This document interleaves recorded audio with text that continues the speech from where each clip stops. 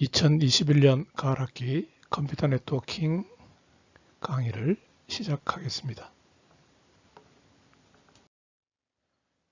1주차에 다루는 내용은 현재 정보통신이 대부분의 정보통신이 인터넷 위에서 돌아갑니다. 인터넷의 어플리케이션 형태로 돌아가기 때문에 인터넷에 대해서 전반적으로 살펴보는 주가 되겠습니다. 그래서 데이터 통신이나 이 과목에서도 현재의 데이터 통신은 인터넷을 통해서 데이터가 전달되기 때문에 중복되는 감이 있습니다. 전반적으로 살펴볼 때는 중복되는 감이 있지만은 다시 한번 인터넷에 대해서 보도록 그렇게 합시다. 여러분들 그 스마트폰에 보면 잘 알다시피 모든 정보통신은 뭐 배달의 민족이라든지 여러분들 뭐 음식 시켜 먹기 위해서 자동차를 이용하기 위한 우버라든지 카카오 택시라든지 유튜브를 본다든지 또는 페이스북을 한다든지 소셜 네트워크 또는 뭐 비트코인 거래를 한다든지 모든 것이 어플리케이션 형태로 돌아가고 있습니다. 그래서 그 바탕이 되는 인터넷에 대해서 전반적으로 살펴보도록 하겠습니다.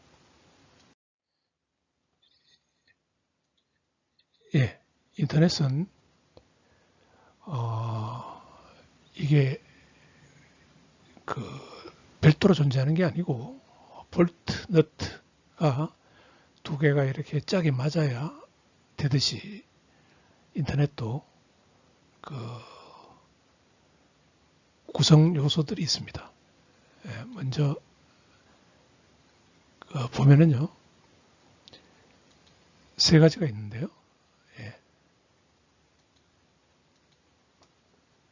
먼저 구성 요소들은 스마트폰과 같은 그 사용자가 사용하는 단말, 이걸 우리가 호스트 또는 엔드 시스템이라고 이야기합니다.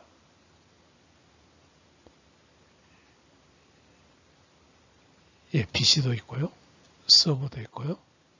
뭐 아마존 서버 규모가 크지만은 서버는 서버입니다. 구글 서버입니다. 그러니까 이 서버는 보통 지금은 그런 그 대규모 서버는 데이터 센터라고 이야기를 하죠. 어쨌든 데이터 센터도 엔드 시스템입니다. 그 다음에 랩탑, 스마트폰, 이게 하나 있어야 되고요. 첫 번째. 두 번째는 뭐가 있어야 되느냐 하면 일단 링크가 있어야 돼요. 링크요. 커뮤니케이션 링크가 있어야 됩니다. 커뮤니케이션 링크는 두 가지로 나눠지는데요. 와이어리스 링크, 와이어드 링크 두 가지로 나눕니다. 그러니까 와이어드 링크는 뭐 이더넷 같은 그런 거죠. 와이어리스 링크는 LTE 같은 그런 시스템입니다. 파이버, 쿠퍼 이것들은 와이어드 링크에 속하고요. 라디오, 새틀라이트 이거는 와이어리스 링크에 속합니다. 그래서 라디오에 보면은 와이파이도 있을 수 있고요. 그 다음에 LTE도 있을 수가 있습니다. 이 커뮤니케이션 링크는 뭐가 중요하냐면은 얼마나 많은 데이터를 보낼 수 있느냐 하는 게 그 링크의 고유한 대역폭에 의해서 결정이 됩니다. 그래서 여러분들이 두 번째 요소인 이 링크라고 하면은 커뮤니케이션 링크라고 하면은 대역폭을 생각해야 됩니다. 링크는 얼마나 많은 대역폭을 가지고 있는지 그걸 생각해야 됩니다. 예, 여기 보면은 요거는 뭐 이게 와이어리스 링크죠. 예, 이런 것들은 와이어드 링크, 와이어리스 링크. 예. 그 다음에 하나의 구성 요소는 이제 패킷 스위치입니다. 패킷 스위치. 이 라우터인데요. 세 번째. 예. 이 라우터들이죠. 패킷 스위치입니다. 그래서 이 패킷 스위치는 모든 정보를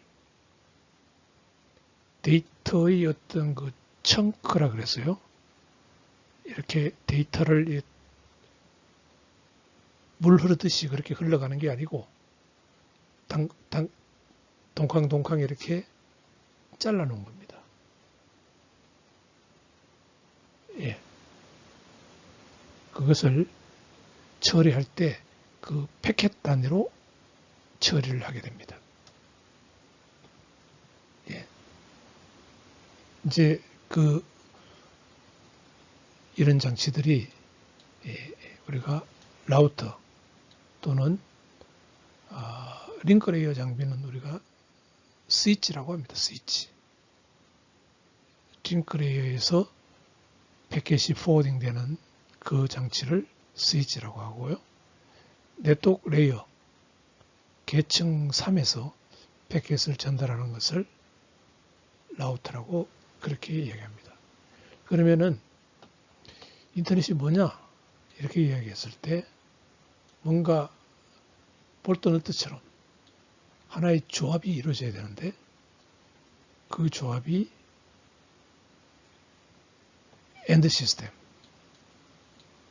커뮤니케이션 링크, 그 다음에 패킷 스위치 라우터, 이 세 개가 인터넷을 형성하는 겁니다. 좀 하드웨어적인 입장에서 보면 그렇습니다.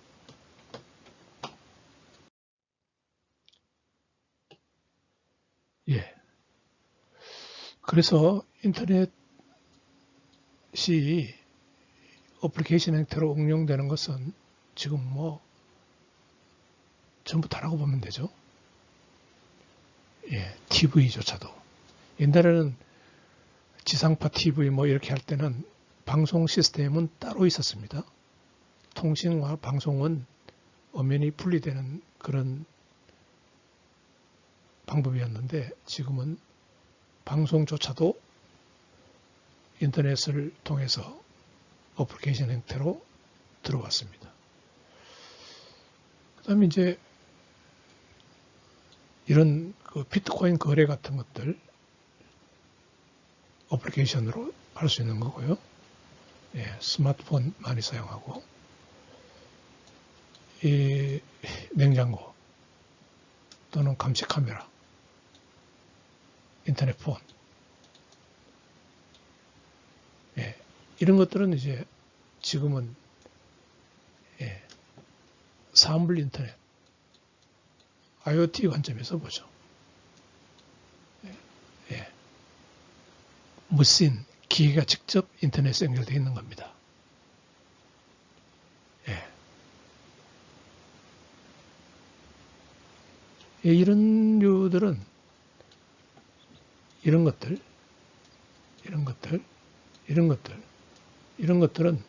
결국은 사람과 인터넷을 인터페이스 하는 거죠.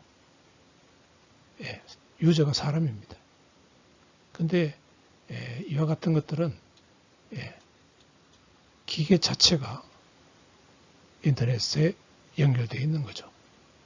사물 인터넷입니다. 자, 그러면은 이 인터넷은 세상 사람뿐만 아니라 사물, 그 다음에 작업을 하는 공정, 데이터까지 모두 다 연결합니다. 예. 근데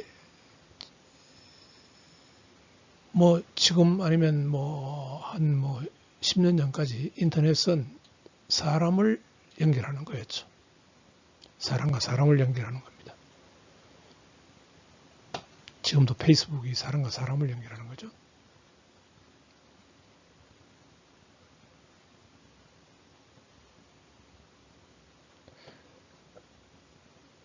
근데 프로세스, 작업하는데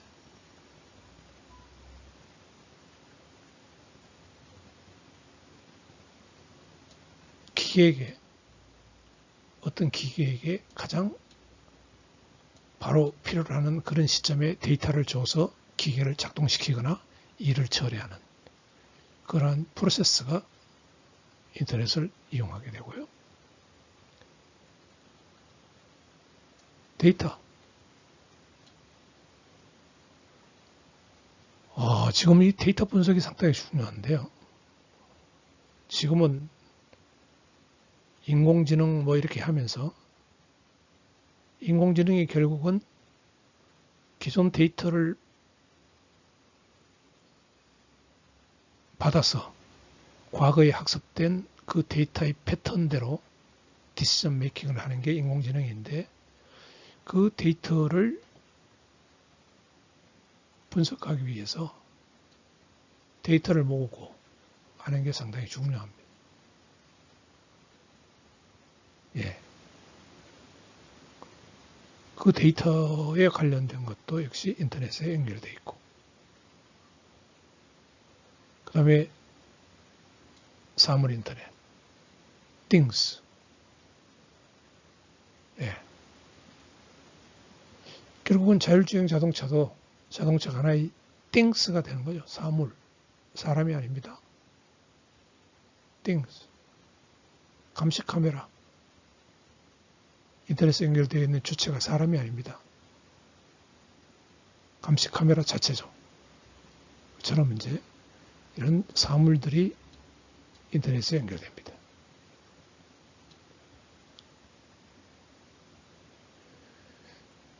예, 그래서 과거의 통신이라고 하면은 이것이 중요했죠. 사람과 사람을 연결시키는 통신. 근데 미래의 통신은요. 빅데이터 같은 데이터를 처리해 가지고 어떤 최적의 결정을 내리는 뭐 알파고 바둑 같은 것도 마찬가지입니다. 데이터를 많이 학습시켜 가지고 어떤 패턴에 대해서 최적의 결정을 내리는 그러한 것이 AI 기술하고 같이 이 데이터를 어떻게 확보하고 학습하느냐 하는 그런 문제들이 이제 상당히 중요해집니다. 그래서 이걸 데이터 과학이라고 지금 금융뿐만 아니고 환경, 뭐 의료, 모든 분야에서 이 데이터 사이언스는 최고로 지금 대우를 받고 있죠. 그 다음에 공장 자동화, 뭐 이런 것을 위해서 이 프로세스, 인터넷에 어떻게 연결해서 제어를 하느냐. 그러니까 스마트 팜 같은 게 여기 속할 수 있겠죠. 어떤 식물에 어떻게 온도 뭐 이런 변화에 따라서 아니면 수분 이런 것에 따라서 영양과 물을 공급하느냐, 제때 공급하느냐, 햇빛을 어떻게 제때 최적으로 공급하느냐. 그런 프로세스에 인터넷이 이용될 수가 있고요. 지금 자율주행 자동차 여기에 인터넷이 이용될 수가 있습니다. 그래서 이와 같은 영역에서요. 미래는 예.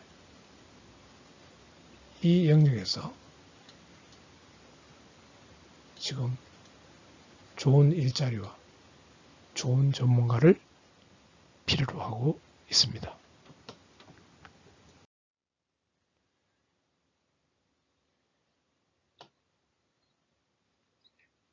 예. 한 번 더 볼까요? 프로세서. 예. 공장을 움직이는 각각의 그 프로세서가 인터넷에 연결되어 있어 가지고 최적의 제어를 할 수 있도록 그렇게 해주는 것. 예. 뭐 교통도 마찬가지입니다. 지금 일부 시행되고 있지만은 전철이 언제 온다, 버스가 언제 온다, 몇 분 후에 도착한다. 그 버스에서는 몇 사람이 타고 있다. 빈 의자는 몇 개가 있다.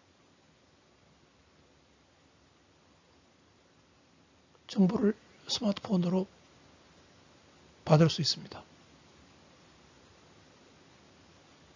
운행도 제어가 되고요. 스마트 시티. 예.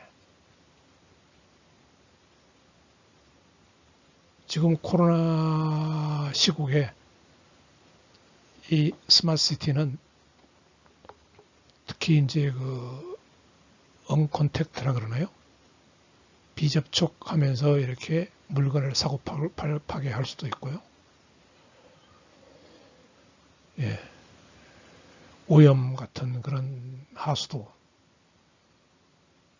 관리도 되고요. 예. 또 에너지에 대해서도 항상 최적의 에너지가 전달, 수집, 만들어질 수 있도록 해줄 수가 있는 거고요.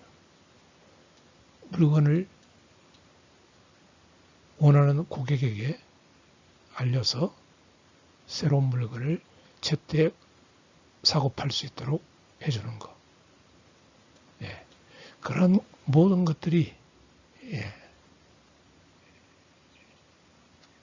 되려면은 세상은 인터넷과 연결되어 있어야 됩니다. 그래서 물론 이게 뭐 한 5, 6년 전 자료긴 하지만은 아직까지 90% 이상이 인터넷에 연결이 안 되고 있는 상태니까 그 전망은 아주 밝다고 하겠습니다. 이전 슬라이드에서 내가 데이터 사이언스,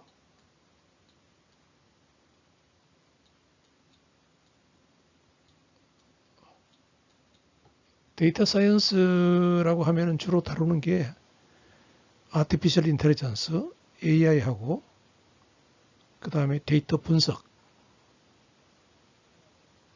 빅데이터를 분석하거나 그런 영역 분석해서 AI를 이용해서 최적의 결론에 도달하게 하는 AI란 게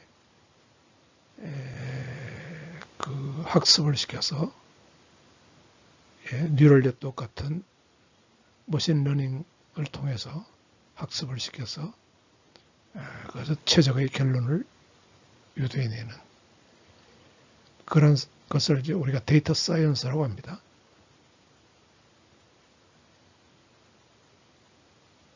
그러면 그 지금 만들어지고 있는 데이터, 지구상에서 만들어지고 있는 데이터, 예를 들어서 지금 역곡 앞 도로에 1분에 차가 몇 대씩 지나가고 있고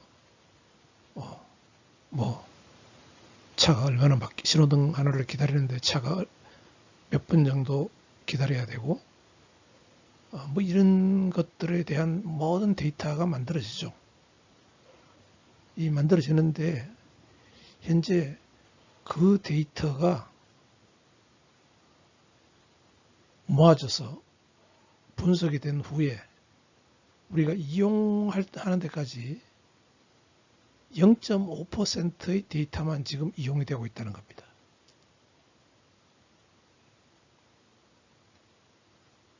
예. 결국은 이제 예를 들어 자율주행 자동차가 된다. 그러면 그 도로의 그 상황에 대한 모든 데이터가 모아져서 자동차가 스스로 운행을 해서 갈 수 있도록 이렇게 도와주는 거죠. 그렇게 되려면은 그 모든 데이터의 도로만 쳐도 모든 데이터의 한 20% 정도는 운행에 이용돼야지만이 자율주행 자동차가 제대로 운영이 되는 겁니다. 예, 그래서 앞으로 이 데이터를 수집하고 분석하고 그거를 이용하는 인사이트, 통찰력인데 이용하는 그와 같은 비율이 계속 높아지고 있다는 겁니다. 자, 세상에는 데이터가 막 만들어지고 있죠.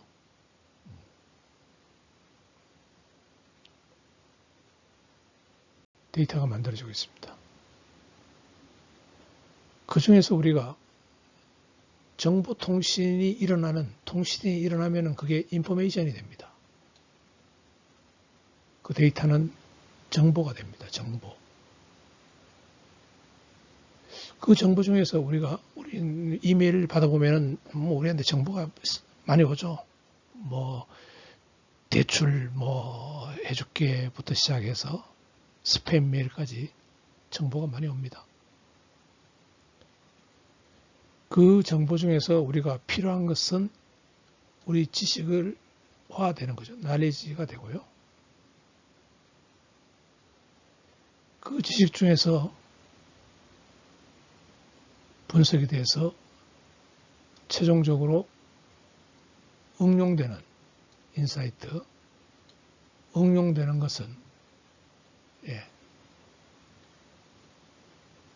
이런 피라미드 구조를 갖고 있습니다.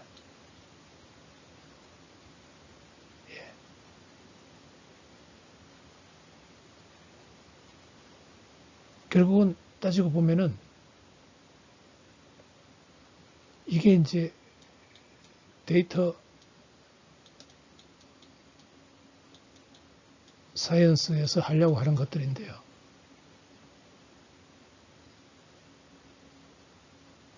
그러면 IoT, 사물인터넷. 사물인터넷은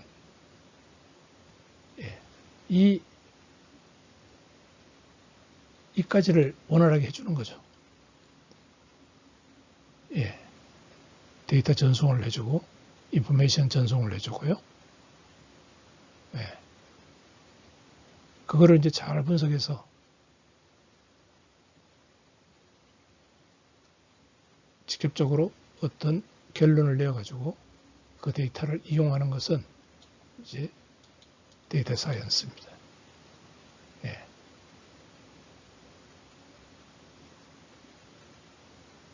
거기에 이제 바탕에 네트워크가 존재하는 거죠. 네트워크.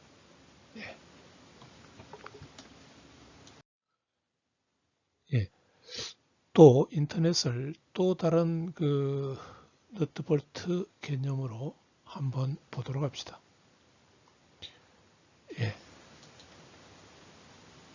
우리가 인터넷을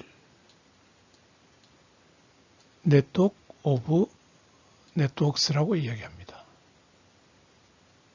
이 그림에서 보듯이 인터넷은 요 하나가 이제 ISP인데요. 인터넷 서비스 프로바이더의 약자입니다. 이것도 하나의 ISP고요. 일종의 이것도 어떤 기관이 갖고 있는 네트워크도 ISP죠. 그래서 이 ISP들을 서로 이렇게 연결시켜 놓고 있습니다. 그래서 네트워크의 복수로 이루어진 네트워크이다. 예, 그렇게 인터넷을 볼 수가 있고요. 또 인터넷에는 프로토콜이 있어야 됩니다. 어떤 메시지를 보내고 받고 하려면 프로토콜에 따라야 됩니다. 뭐 TCP라든지 IP라든지 HTTP라든지 스카이프라든지 뭐 802.11이라든지 요거는 레이어 2 프로토콜이고요. 요거는 어플리케이션 프로토콜이고요. 요것도 어플리케이션 프로토콜이고요. 요거는 레이어 3 프로토콜이고요. 요거는 레이어 4 프로토콜입니다. 그래서 우리가 보통 인터넷을 레이어로 이렇게 규정을 하고 있는데 이 인터넷 표준으로 규정하고 있습니다. 인터넷 표준 이렇게 5개의 레이어로 이렇게 규정을 하고 있습니다. 이게 이제 이런 표준들이 인터넷 표준들이 RFC 그래서 먼저 제안을 하면은 코멘트 형식으로 제안을 하면은 IETF가 인터넷 엔지니어링 태스크 포스에서 그것을 표준으로 채택을 합니다. 그래서 채택을 할 때 이게 레이어 1에 해당되느냐, 레이어 2에 해당되느냐, 레이어 3에 해당되느냐, 레이어 4에 해당되느냐, 레이어 5에 해당되느냐. 즉 이게 어플리케이션이고요. 이게 트랜스포트 전달 계층이고요. 이게 네트워크 계층이고요. 이게 링크 계층이고요. 레이어 2가. 이게 물리 계층입니다. 물리 계층. 자, 그래서 이 어느 부분에 속하느냐 하는 것들을 표준으로 만들게 되는데 보통 IETF에서는 이 이상을 표준으로 만듭니다. 이 IETF에서는 레이어 3 이상의 프로토콜에 대해서 표준을 만드는 데 관여를 하고요. 이 아랫부분, 레이어 2 아랫부분은 IEEE에서 담당을 합니다. IEEE죠. E가 3개요. 다시 써볼까요? I, E, E, E. 여기 Institute of Electrical Electronics Engineering의 약자입니다. 그래서 여기서 요 레이어 1과 레이어 2는 여기서 IEEE에서 담당하고 레이어 3, 4, 5는 요 IETF가 담당을 해서 표준을 만들어냅니다. 인터넷을 서비스 관점에서 한번 보도록 합시다.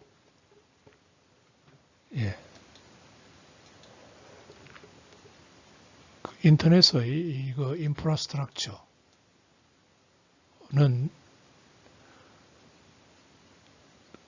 어플리케이션에게 어떤 서비스를 제공하는 거죠.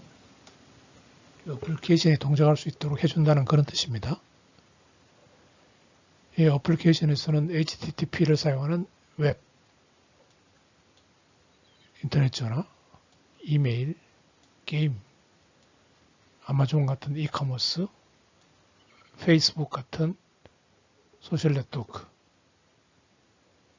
이런 어플리케이션들이 동작할 수 있도록 인터넷은 서비스를 제공하는 거죠. 그러기 위해서는 인터넷은 어플리케이션들에게 인터페이스를 제공한 겁니다. 프로그래밍 인터페이스. 서비스를 제공받으려면 인터페이스가 있어야 제공을 받죠.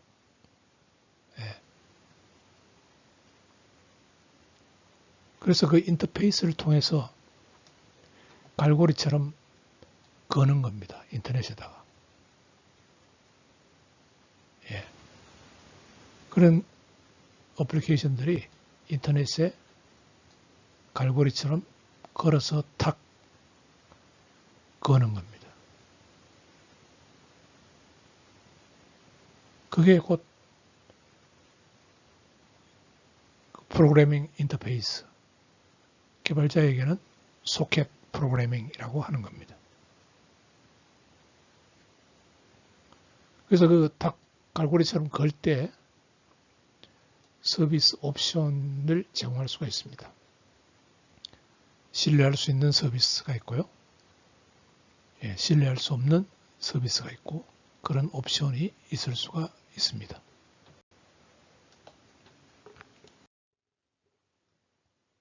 예, 그러면 프로토콜 중에서 어플리케이션 프로토콜은 뭐냐?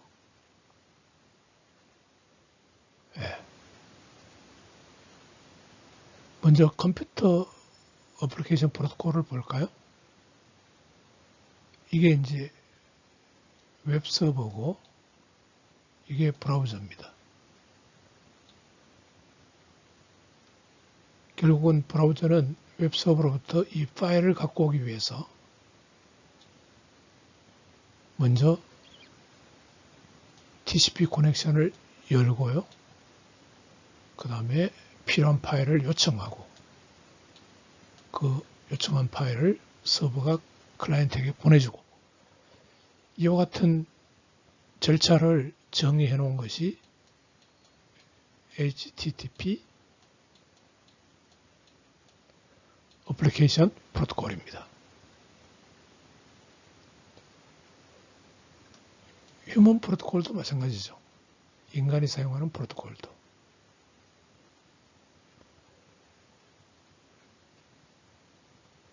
너 2시에 시간 내줄 수 있느냐 하는 것을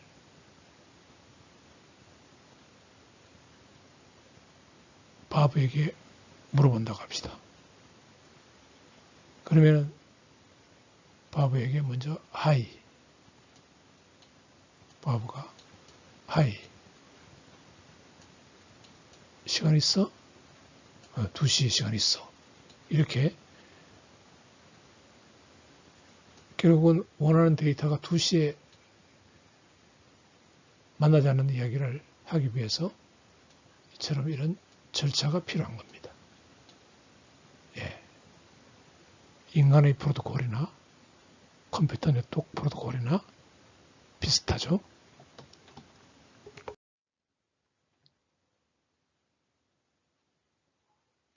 예.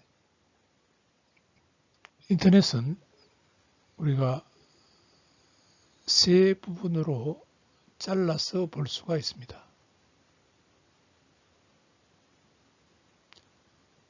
엣지,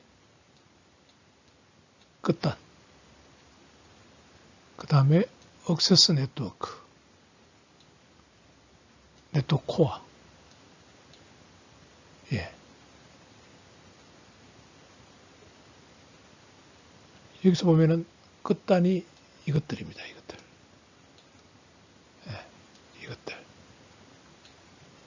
이런 것들. 예. 그 다음에 액세스 네트워크. 예. 액세스 네트워크요. 액세스 네트워크가 이런 것들입니다. 이런 것들. 이런 것들. 예. 그 다음에 네트워크 코어. 예. 네트워크 코어가 이것입니다. 예. 그래서 먼저 엣지부터 보면은요. 엣지는 호스트들입니다. 호스트 또는 서버입니다. 서버들은 지금은 거의 데이터 센터화 되어 있습니다. 구글이 그렇고 아마존이 그렇고요. 네이버가 그렇고 카카오톡이 그렇고 데이터 센터가 되어 있습니다. 엄청나게 큰 용량을 가지고 있는 스토리지를 갖는 저장 공간을 갖는 그래서 고객이 요청하는 자료에 대해서 아주 현명하게 서비스를 해주는 그러한 서버들이 데이터 센터입니다. 어마어마하게 큰 메모리를 가지고 있습니다. 삼성에서 개발한 제작한 그 반도체 메모리, 이런 아마존, 페이스북, 구글 이 데이터 센터에 다 공급이 됩니다. 호스트들은 우리가 클라이언트와 서버로 이루어져 있죠.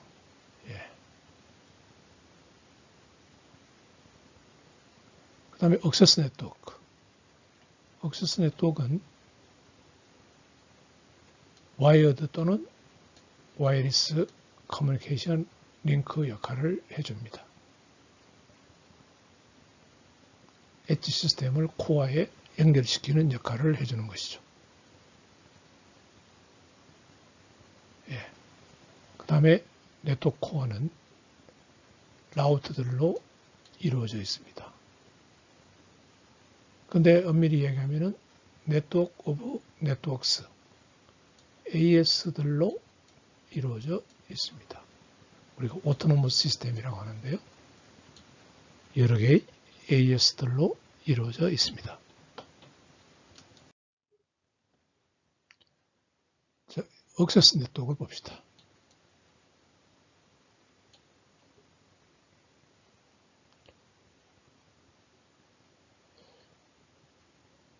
어떻게 호스트들을 엣지 라우터에 연결시킬 수가 있느냐.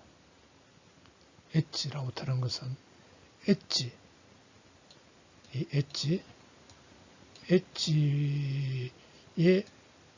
가장 가까운 라우터입니다. 이 라우터. 그런 방법, 엣지 라우터 연결시키는 방법이 이게 이제 가정집에서 액세스 네트워크를 사용하는 방법입니다. 홈 네트워크 이야기하는 거죠. 이 방법입니다. 그 다음에 대학이나 회사에서 어떤 기관이 갖고 있는 액세스 네트워크가 있습니다. 이걸 이야기합니다. 가톨릭 대학도 이와 같은 네트워크를 가지고 있습니다. 그 다음에 이동 가입자를 위한 모바일 액세스 네트워크가 있습니다. 이걸 이야기합니다. LTE 시스템 같은 그러한 경우죠. 이와 같이 세 종류의 액세스 네트워크가 존재합니다. 액세스 네트워크는 뭐가 중요하냐면은 밴드위드스가 중요합니다. 밴드위드스. 이 밴드위드스는 왜 중요하냐 하면은 초당 몇 비트를 보낼 수 있는가 하는 것이 밴드위드스에 의해서 결정되기 때문입니다. 액세스 네트워크의 밴드위드스에 의해서 결정되기 때문입니다. 그래서 이 밴드위드스를 액세스 네트워크는 쉐어하는 개념이냐, 여러 가입자가 공유하는 개념이냐, 또는 데디케이트, 전용으로 사용할 수 있게 해주는 개념이냐에 따라서 여러 가지 링크가 있을 수가 있습니다.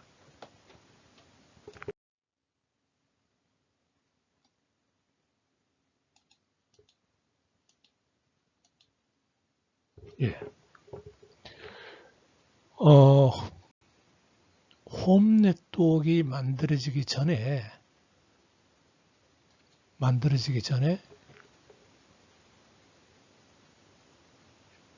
전화국, 이게 텔레폰 네트워크, 이게 전화국입니다.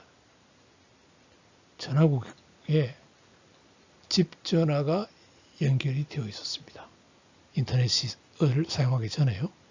그래서 전화국에서 이와 같이 선을 깔아줬습니다. 전화 가입을 하면은요. 전화국에다가 이렇게 가입을 하면은 선을 깔아줬습니다.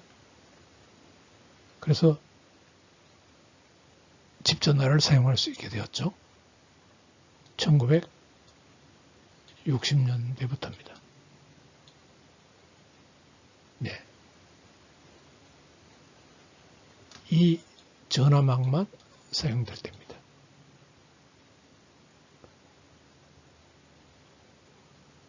근데 한 1980년 정도부터 인터넷을 사용하기 시작했어요.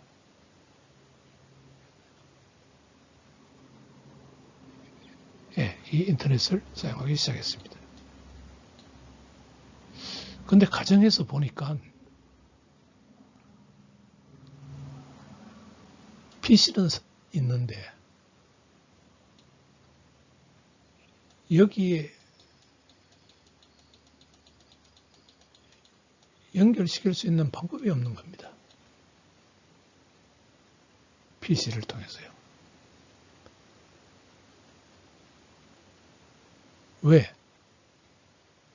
인터넷과 가정집 사이에 선을 새로 깔려고 하면은 그거는 어마어마한 큰 공사입니다. 그래서 아이디어를 낸 것이 이 DSL 기술입니다. DSL 기술은 디지털 서브스크라이버 라인이라 그래서 이 전화망에서 사용한 이 기존에 깔려있는 선로 여기서 이까지 깔아놓은 이 구간의 선로를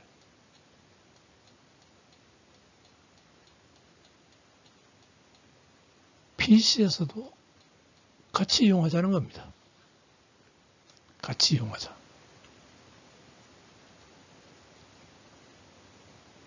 그래서 어떤 장비를 집어넣느냐면은 가정에는 DSL 모뎀을 집어넣고요. 요 전화국에서는 DSL 억세스 멀티플렉스를 집어넣고 해서 컴퓨터에서 오는 신호는 같이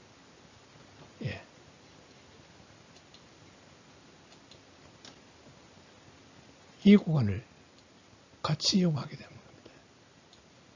예.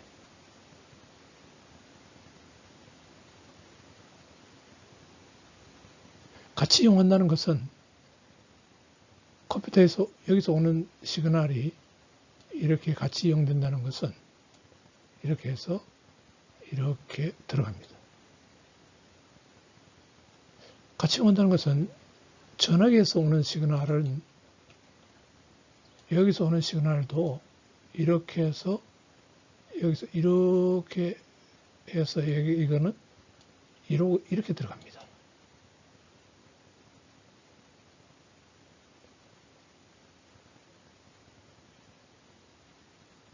자, 그러면은 물리적으로 이 구간은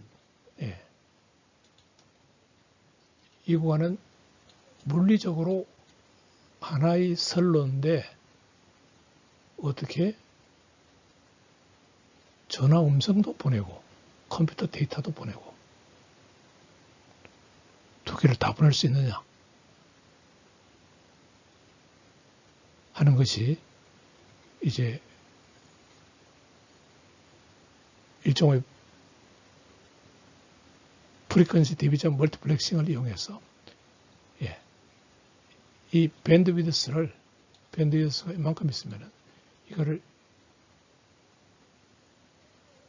나눕니다. 나눠서 낮은 대역은 요 낮은 대역은 이게 밴드위스가 이쪽으로 갈수록 커지는 거고요. 낮은 대역은 전화기기가 이용하고 전화.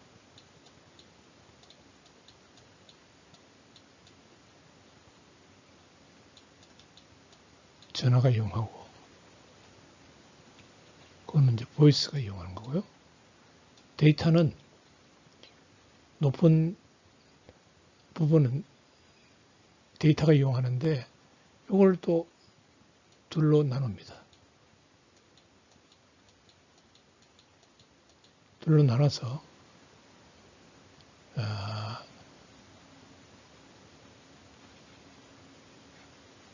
2.5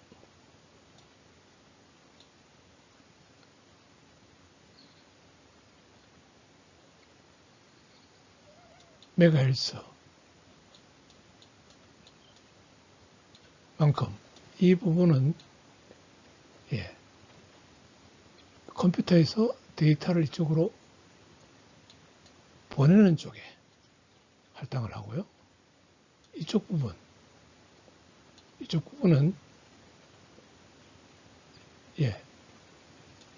24메가 정도는 여기서 데이터를 이쪽으로 컴퓨터로 보내는 이쪽으로 다운스트림이라고 그러죠. 다운스트림에 이용합니다.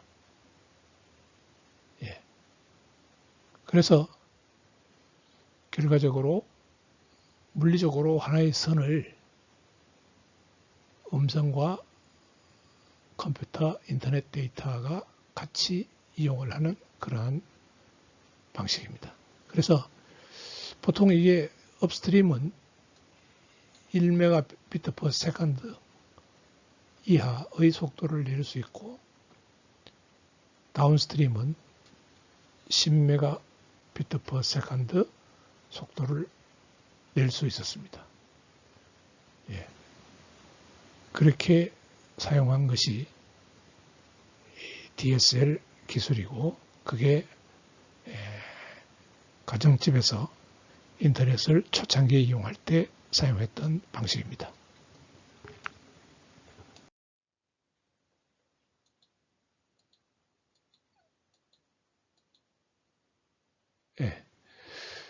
그렇게 하다가 가정집에서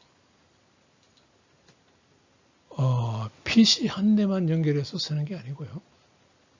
스마트폰이 보급되고 노트북이 보급되면서 가정집에 여러 대의 그 모바일 기기나 PC가 인터넷을 이용해야 될 필요가 생겼습니다.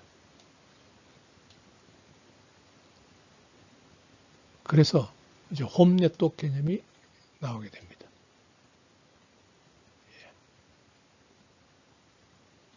홈 네트워크는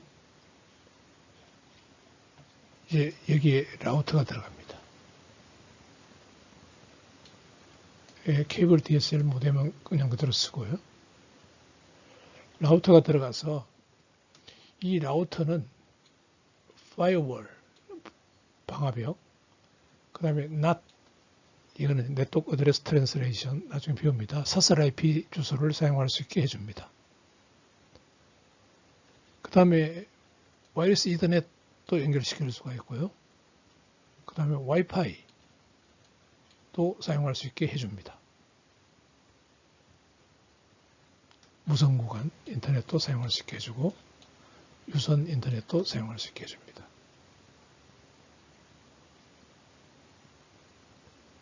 이렇게 해서 우리가 보통 요 부분이 합쳐져서 하나의 홈 네트워크 장비로 나오고 있죠. 그렇게 홈 네트워크로 발전했습니다.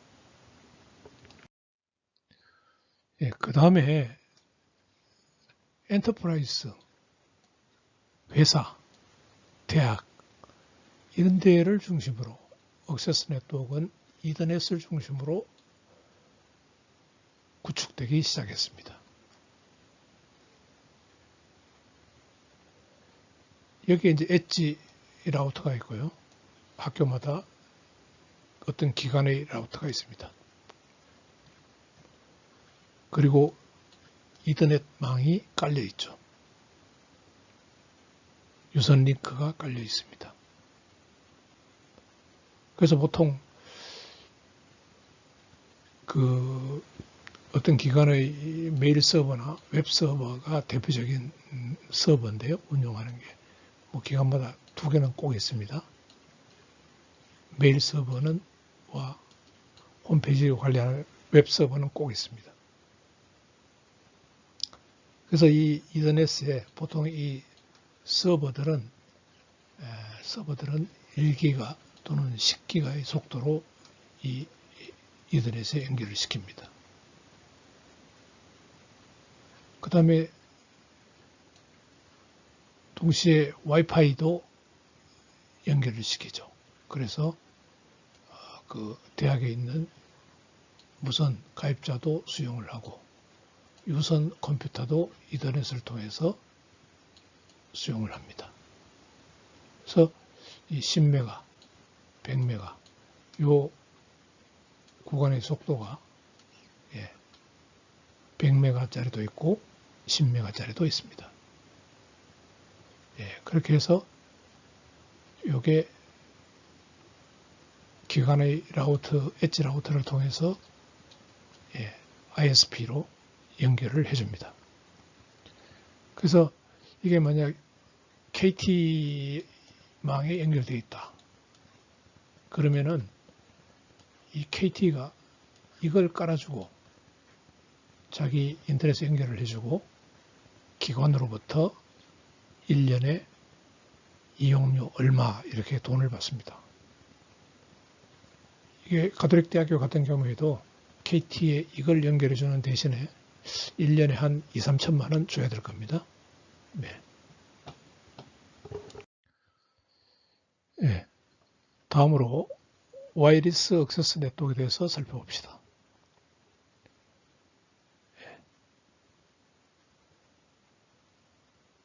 와이리스 액세스 네트워크는 보통 shared 무선 자원을 공유하는 형태로 많이 이용이 됩니다. 또 항상 액세스 포인트가 있어야 됩니다. 우리가 셀룰라에서는 이거를 기지국이라고 하고요. 와이파이에서는 액세스 포인트라고 이야기합니다. 이게 와이파이인 경우에 AP라고 이야기하고요. 이 셀룰라 시스템에서는 이것을 기지국이라고 이야기를 합니다. 베이스 스테이션. 이렇게 얘기합니다. 그래서 와이리스 랜의 경우에는 보통 빌딩 내부에서 100피트 거리 이내에서 통신이 이루어집니다. 801.11bg 이게 이제 속도가 높아지면서 이름을 붙여놓은 건데요. 11메가, 54메가비트/세컨드의 밴드위드스를 가지고 있습니다. 그 다음에 와이드 에리아 와이리스 액세스 셀룰라 이야기인데요. 셀룰라. 보통 텔레커뮤니케이션 컴퍼니가 오퍼레이터로 역할을 합니다. 운영자 역할을 하고 최대 이 기지국까지 거리가 10km 정도까지 커버를 합니다. 이 빌딩 안에서 와이리스 랜의 경우에는 100피트 정도죠. 자, 그래서 그 멀리를 커버하는 대신에 이 말은 이동하는 가입자에게 이것처럼 이런데 가입자가 이용하기 편리하게 되어 있죠. 그래서 그 대신에 이제 속도는 좀 와이파이보다는 작습니다. 근데 이것도 3G, 4G, LTE로 바뀌면서 이 속도가 상당히 높아졌습니다. 현재. 예. 네. 다음은 네트워크 코어에 대해서 설명하겠습니다. 예. 네트워크 코어는 라우터들이 메시, 즉 바둑판처럼 구성되어 있다는 거죠. 이렇게 이렇게 해서 여기 예, 예, 여기 여기 여기 여기 여기 여기 이렇게 예,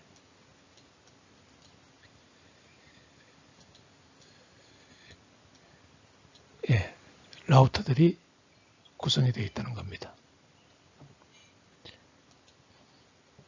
그래서 그 라우터들은 패켓 스위치죠. 패켓 스위치. 패켓을 스위칭합니다.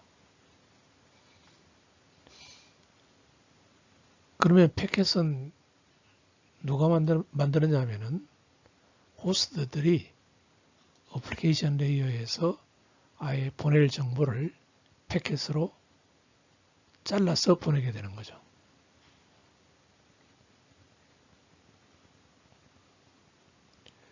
그러면 이제 네트워크 코어에 있는 라우터들은 패켓을 이전 라우터에서 받아가지고 다음 라우터로 보내주는 그 역할을 합니다. 소스에서 목적지까지 경로를 따랐어요. 여기서 보면은 이 라우터가 보내준 패켓을 이쪽으로 보내주고, 이 라우터는 이걸 이쪽으로 보내주고, 이 라우터는 받아서 이리 보내주고, 이 라우터는 받아서 이리 보내주고, 이 라우터는 받아서 이리 보내주고, 이 라우터는 받아서 이리 보내주면은 결국 만약에 얘가 보냈다고 하면은 이 엔드 시스템에서 이 엔드 시스템까지 그 전달하는 과정에서 중간에 있는 라우터들이 이렇게 길을 따라서 라우터들이 포워딩을 했죠. 이렇게 포워딩을 했습니다. 이때 그 패켓 단위로 보내는데요. 각각의 패켓은 링크를 지날 때 풀 링크 캐패시티를 가지고 지나가야 됩니다. 만약에 중간에 요 링크를 지나는 경우라고 한번 봅시다. 요 링크를. 여기 링크가 예를 들어서 1기가다. 기가 bps의 속도를 갖는 링크다. 그러면은 여기서 이쪽으로 패켓이 간다고 하면은 이 패켓은 1기가의 속도로 가게 되는 겁니다. 풀 링크 캐패시티의 속도로 가게 됩니다. 그래서 각 라우터가 하는 역할을 우리가 패켓 스위칭이라고 얘기를 합니다. 패켓 스위칭. 패켓 스위칭은 스토어 앤 포워드 기능을 가지고 있죠. 패켓을 받았다가 다시 다음 라우터 방향으로 링크를 통해서 내보내게 됩니다. 근데 이제 링크에서 보면은요, 만약에 요 용량이 초당 R 비트를 보낼 수 있는 링크라고 가정해 봅시다. 그러면은 소스가 패켓을 하나를 보내면은 패켓 하나가 L 비트로 이루어져 있다고 합시다. 이 패켓이 여기서 여기까지가 L 비트라고 합시다.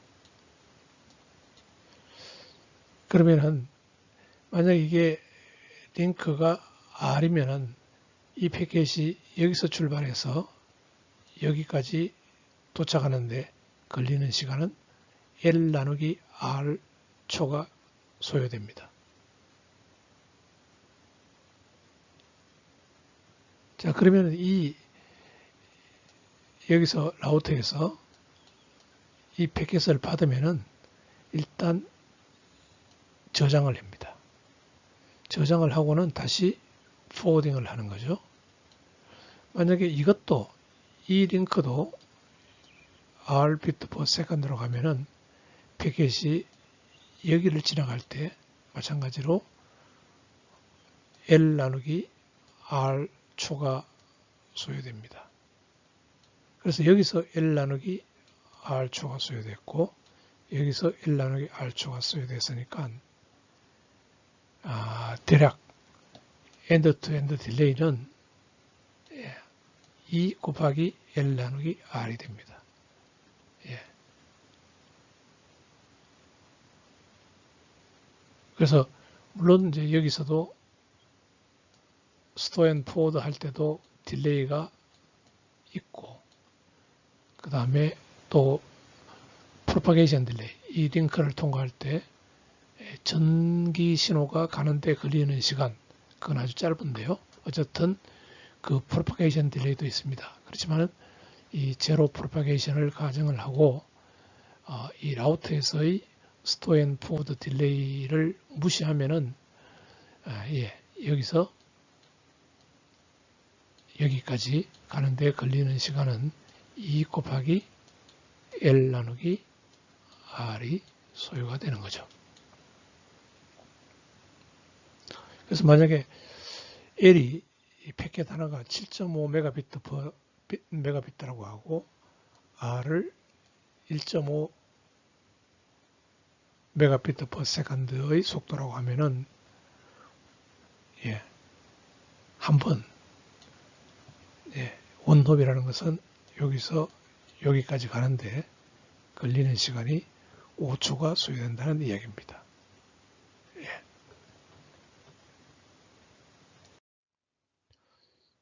또 패킷 스위치에서는 퀴잉 딜레이나 로스가 일어납니다. 이게 이제 어플리케이션의 성능을 떨어뜨리는 또 중요한 요소가 되는데요. 만약에 얘가 이쪽으로 패킷을 들어오고 있고 이쪽으로 들어오고 있다고 합시다. 그러면 이 나가는 이쪽에 내보내는 링크는 이런 속도로 간다고 합시다. 그러면 이게 A도 C에게 보내기를 원하고 B도 D에게 보내기를 원하면은 이 중간 링크를 거쳐가야 되는 거죠. 그러면은 이 라우터 입장에서는 이것을 얘가 보내는 것도 이쪽으로 보내줘야 되고 얘가 보내주는 것도 이쪽으로 태워줘야 됩니다. 그런데 이게 만약에 한꺼번에 A와 B에서 한꺼번에 막 들어오기 시작하면은 이 나가는 링크의 속도가 못 따라가기 때문에 이 라우터에서 할 수 없이 큐잉 딜레이가 대기가 일어납니다. 패킷의 대기가 일어납니다. 즉 아웃풋 링크에 내 차례를 기다리는 그 대기가 일어나게 됩니다.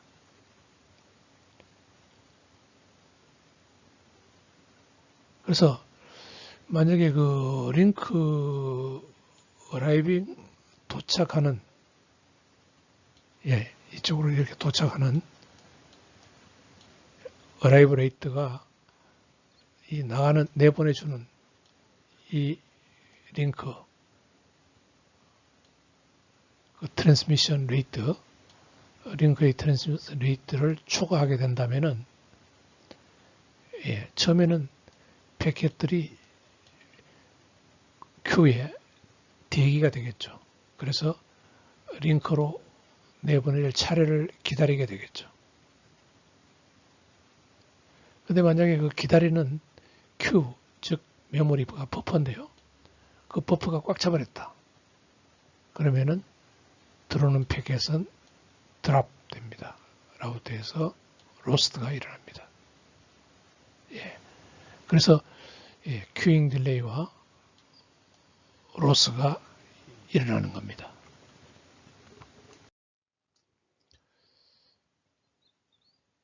그 네트워크와 펑션의 두 가지 핵심 기능을 봅시다. 라우팅과 포워딩입니다. 라우팅은 어떤 보내는 곳에서 최종적으로 목적지까지 가는 그 경로를 결정하는 게 라우팅입니다. 이 경로는 라우팅 알고리즘이 경로를 주는 역할을 합니다. 라우팅 알고리즘이 그 경로를 계산해서 각 라우터마다 로컬 포워딩 테이블을 만들어줍니다. 이게 모든 라우터에는 이제 라우팅 알고리즘이 돌아가고 있는데요. 그 라우팅 알고리즘이 얘한테 포워딩 테이블을 만들어주고, 얘는 얘한테 포워딩 테이블을 만들어주고, 얘는 얘한테 포워딩 테이블을 만들어줍니다.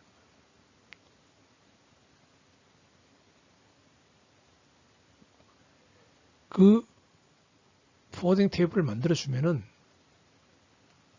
그 네트워크와의 다음 두 번째 기능인 포워딩이 일어나는데요. 포워딩은 라우팅 테이블을 보고 요게 목적지 들어오는 패킷의 목적지 주소를 여기서 찾습니다. 요 경우는 데스티네이션 어드레스, 지금 현재 들어오고 있는 패킷의 데스티네이션 어드레스가 예를 들어서 0111이다. 그러면은 만약에 이 라우터가 이 라우팅 테이블을 보유하고 있다면은 이 인풋 값 0111 요거를 찾겠죠. 그러면은 포워딩 테이블에 2번 링크로 내보내라 이렇게 나와 있습니다. 그러면은 이 패킷을 요 2번 링크 방향으로 이렇게 포워딩을 하면 되는 것입니다. 그래서 두 가지 중요한 네트워크 코어 펑션은 하나가 라우팅이고 하나가 포워딩입니다. 그 관계를 맺어주는 것이 각각 라우트에 있는 로컬 포워딩 테이블입니다. 우리가 인터넷을 네트워크 오브 네트워크스라고 그렇게 이야기를 했습니다. 그래서 엔드 호스트들은, 엔드 시스템들은 클라이언트나 서버들이나 이런 것들이죠. 이런 것들은 인터넷에 연결되는데 액세스 ISP를 통해서 인터넷에 연결됩니다. 액세스 네트워크이죠. 액세스 ISP는 인터넷 서비스 프로바이더가요. 이 액세스 네트워크는 집에 홈 네트워크도 액세스 네트워크가 될 수 있고요. 컴퍼니, 회사, 대학의 것도 역시 액세스 네트워크가 될 수가 있습니다. 그래서 그 액세스 네트워크는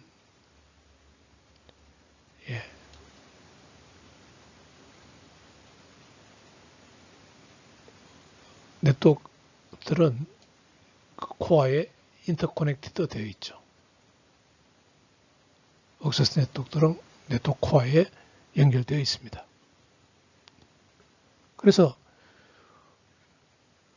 그 서로 다른 액세스 네트워크에 연결되어 있는 어떤 두 개의 호스트들도 서로 패킷을 주고받을 수가 있는 것입니다.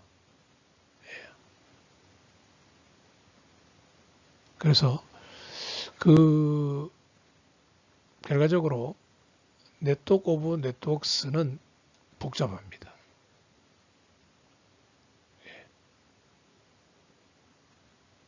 경제적으로, 그 다음에 그 나라의 어떤 정책에 의해서 쭉 진화가 되어 왔는데요.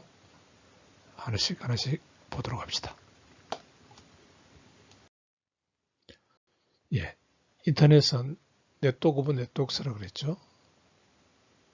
세상에는 수백만의 액세스 네트워크들이 있습니다. 예, 그래서 엔드 시스템들이 이 액세스 네트워크를 일단 결합이 되죠. 가톨릭 대학교 네트워크도 하나의 액세스 네트워크입니다.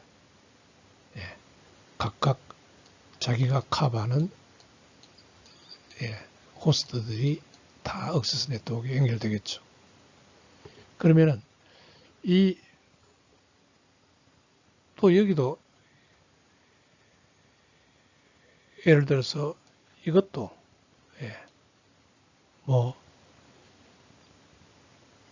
고려대학교 액세스 네트워크라고 합시다. 그러면 고려대학교 이렇게 다 여기에 연결되겠죠. 이렇게. 그러면 가톨릭 대학교의 어떤 학생이 컴퓨터로 고려대학교에 있는 어떤 학생과 통신을 하고 싶다. 그러면은 이제 뭔가 이 네트워크 코어가 연결되어 있어야지만이 그 네트워크 코어를 타고 이렇게 해서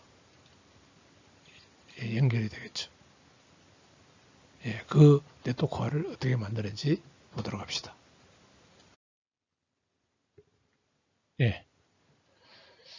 네트워크 코어는 이렇게 되어 있습니다. 네트워크 오브 네트워크스. 자, 액세스 네트워크, 아까 이제 이런 액세스 네트워크들이 있었죠. 이런 액세스 네트워크들이 연결되어 있었죠.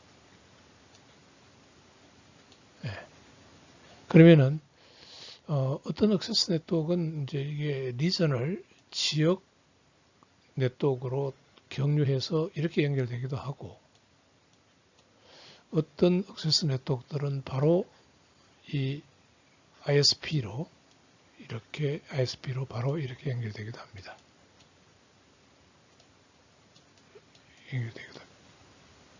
그 다음에 그 ISP들은 서로 간에 IXP, 인터넷 익스체인지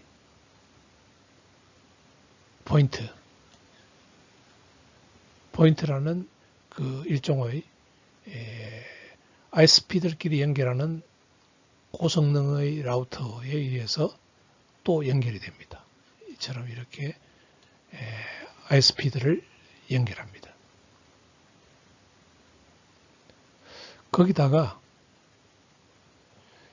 그 구글이나 마이크로소프트 이런 곳은 자체의 그 콘텐트 프로바이더 네트워크 이것을 자기들이 구축하고 있습니다. 자기 고객들에게 더 빠른 네트워크 서비스를 위해서 콘텐트 프로바이더 네트워크를 구축해서 운영을 하고 있습니다. 그래서 인터넷 구조를 이제 계층적으로 보면은요, 여기에 제일 하단에 액세스 ISP가 있고요. 그 다음에 그 위에 리저널 ISP가 있고요. 그 다음에 타이어 1 ISP라고 합니다. 최상위에. 그 다음에 이 타이어 1끼리 리저널하고를 이 인터넷 익스체인지 포인트가 연결을 시켜주고요. 아니면 다이렉트로 이렇게 연결할 수도 있고요. 아니면은 이것처럼 이렇게 액세스 ISP에서 IXP로 바로 연결해서 타이어 2로 이렇게 연결할 수도 있고요. 연결될 수도 있고 다양하게 연결할 수 있습니다. 근데 이제 이 구글 같은 곳에서는 자기들이 콘텐트 프로바이더 네트워크를 구축하고 운영을 하고 있습니다. 이 콘텐트 프로바이더 네트워크는 프라이빗 네트워크 개념입니다. 자기 고객들을 데이터 센터에, 자기 서버에, 데이터 센터에 빨리 접근할 수 있도록 해주는 거죠. 예, 보통 타이완 리저널 ISP를 바이패싱 할 수 있도록 그렇게 해줍니다. 일종의 이제 나중에 배우게 되는 버추얼 프라이빗 네트워크. 그러니까 자기들만 별도로 네트워크를 가지고 있는 것처럼 보입니다. 네, 그 기술에 대해서는 버추얼 프라이빗 네트워크에서 설명하도록 하겠습니다.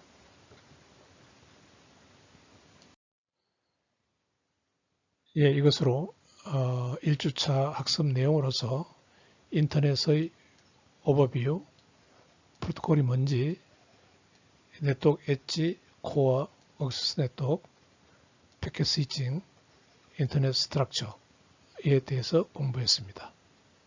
예, 그리고 전반부의 강의 계획에 대해서 공부를 했습니다. 예, 그래서 지금 이게 주당 3시간인데요. 예, 화요일 날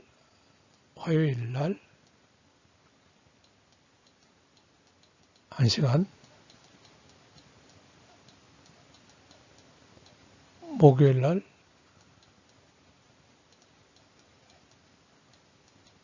2시간 이렇게 되어 있습니다.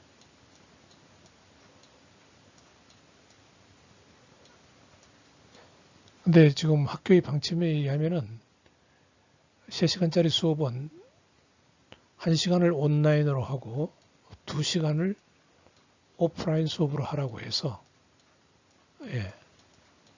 일단 동영상 강의 자료는 일주일치 분량을 만들어 놓고 여러분들이 공부할 수 있도록 하고 있습니다.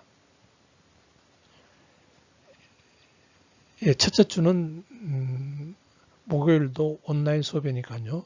요번은 그렇게 이 과제로 여러분들이 공부를 하면 되고 다음 주부터는 목요일 날도 동영상 자료는 만들어서 여러분들이 시청은 합니다.